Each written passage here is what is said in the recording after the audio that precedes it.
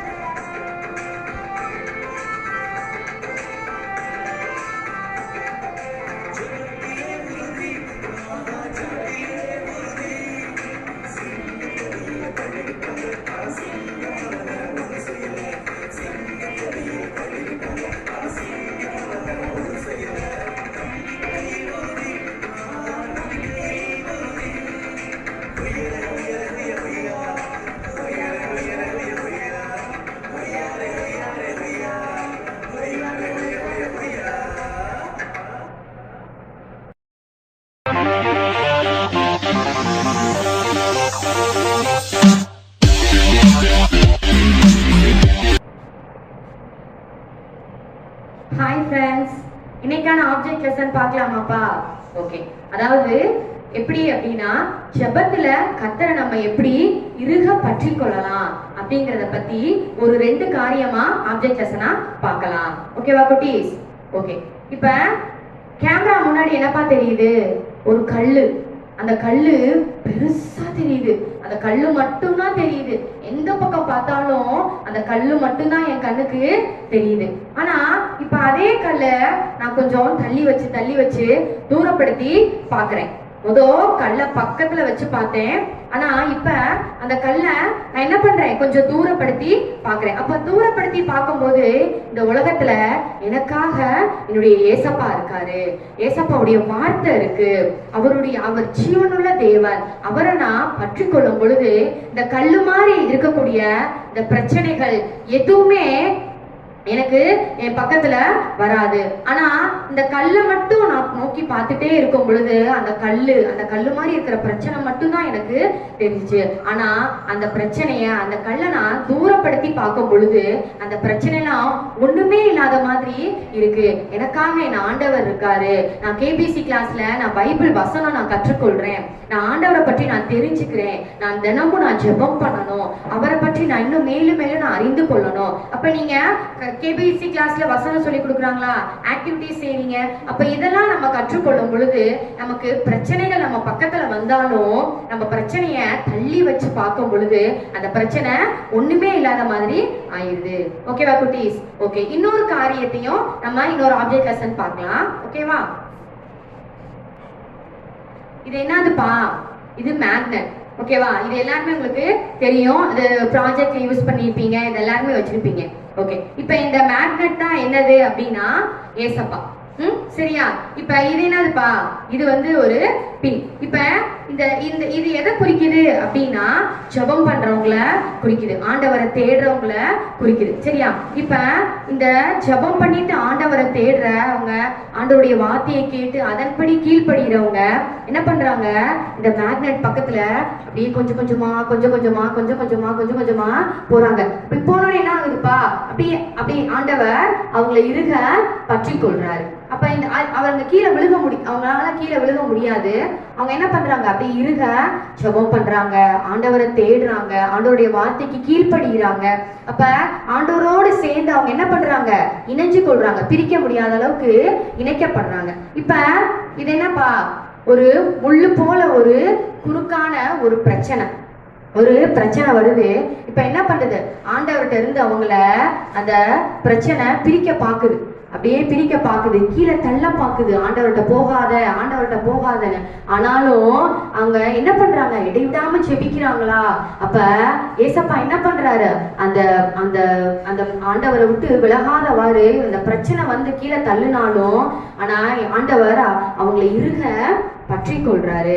ஏன்னா அவங்க என்ன பண்றாங்க, இடைவிடாம செபிக்கிறாங்க, ஆண்டவரை தேடுறாங்க, கர்த்தருடைய வார்த்தையை கேட்டு அதன்படி கீழ்ப்படிந்து நடக்கிறாங்க. சரியா குட்டீஸ்? அப்ப நாமளும் ஆண்டவரை தேடி அவருடைய வார்த்தையை கேட்டு இடைவிடாம நம்ம செபிக்கும் பொழுது நம்ம ஏசப்பா என்ன பண்ணுவாரு, நம்மளையும் இதே மாதிரி இறுக பற்றி கொள்வார். பிரச்சனை எவ்வளவு பெரிய பிரச்சனை வந்தாலும், நம்மள கீழே தள்ளுற மாதிரி சூழ்நிலைகள் வந்தாலும் ஆண்டவர்கிட்ட இருந்து நம்மள யாருனாலுமே பிரிக்க முடியாது.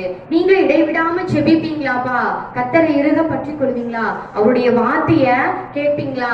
ஓகே குட்டீஸ். கர்த்தருக்கு சொந்தமான ஆசரிப்பு கூடாரத்து பொக்கிஷங்களை தன் கூடாரத்தில் புதைத்த ஆகான். இந்த ஆள் தன் கூடாரத்தில் எதை புதைத்து கொண்டிருக்கிறான் பார். ஒரு அழகிய அங்கி, நீளமான ஒரு தங்க கட்டி, சில வெள்ளி காசுகள்.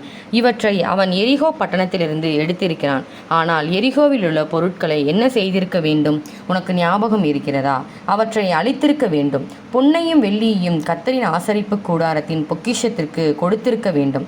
ஆனால் இந்த ஆட்கள் தேவனுக்கு கீழ்ப்படியவில்லை, அவருக்கு சொந்தமான பொருட்களை திருடி இருக்கிறார்கள். அந்த ஆளின் பெயர் ஆகான், அவனுடன் இருக்கிறவர்கள் அவனுடைய குடும்பத்தார். என்ன நடந்திருக்கிறது என்று நாம் பார்க்கலாம். ஆகான் இந்த பொருட்களை திருடிய பின்பு ஆயி என்ற பட்டணத்துடன் போர் செய்வதற்கு யோசுவா சில ஆட்களை அனுப்புகிறார். ஆனால் போரில் அவர்கள் தோற்கடிக்கப்படுகிறார்கள், சிலர் கொல்லப்படுகிறார்கள், மீதி பேர் ஓடி வருகிறார்கள். அதனால் யோசுவா மிகவும் கவலைப்படுகிறார்.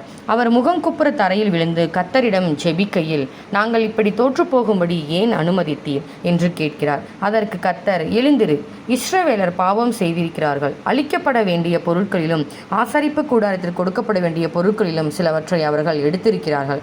ஒரு அழகிய அங்கியை திருடி அதை ரகசியமாய் ஒளித்து வைத்திருக்கிறார்கள். திருடியவனை அவன் எடுத்த பொருட்களையும் நீ அழிக்கும் வரை நான் உன்னை ஆசீர்வதிக்க மாட்டேன் என்று சொல்கிறார். அந்த கெட்ட ஆள் யார் என்பதை காட்டப்போவதாகவும் யோசுவாவிடம் அவர் சொல்கிறார். அதனால் ஜனங்கள் எல்லோரையும் ஒன்றாக கூடி வரும்படி யோசுவா சொல்கிறார். அந்த கெட்ட மனிதன் ஆகானை கர்த்தர் அடையாளம் காட்டுகிறார். கர்த்தர் அடையாளம் காட்டிய பின் அப்பொழுது அவன், நான் பாவம் செய்தேன். ஒரு அழகிய அங்கியையும் ஒரு தங்க கட்டியையும் வெள்ளி காசுவையும் பார்த்தேன். ரொம்ப ஆசைப்பட்டதால் அவற்றை எடுத்துக்கொண்டேன். என் கூடாரத்திற்குள் அவற்றை புதைத்து வைத்திருக்கிறேன். நீங்கள் போய் பார்க்கலாம் என்று சொல்கிறான். இந்த பொருட்கள் கண்டுபிடிக்கப்பட்டு யோசுவாவிடம் கொண்டு வரப்பட்டன. அப்பொழுது அவர் ஆகானிடம், எங்களுக்கு ஏன் இப்படி ஒரு தொல்லை கொடுத்தாய்? இப்போது பார், கர்த்தர் உனக்கு தொல்லை கொடுப்பார் என்று சொல்கிறார்.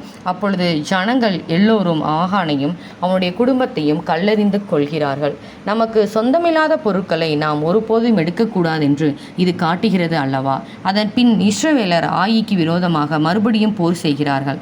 இந்த முறை அவர்களுக்கு கர்த்தர் உதவி செய்கிறார். போரில் அவர்கள் வெற்றி அடைகிறார்கள். ஆமாம்.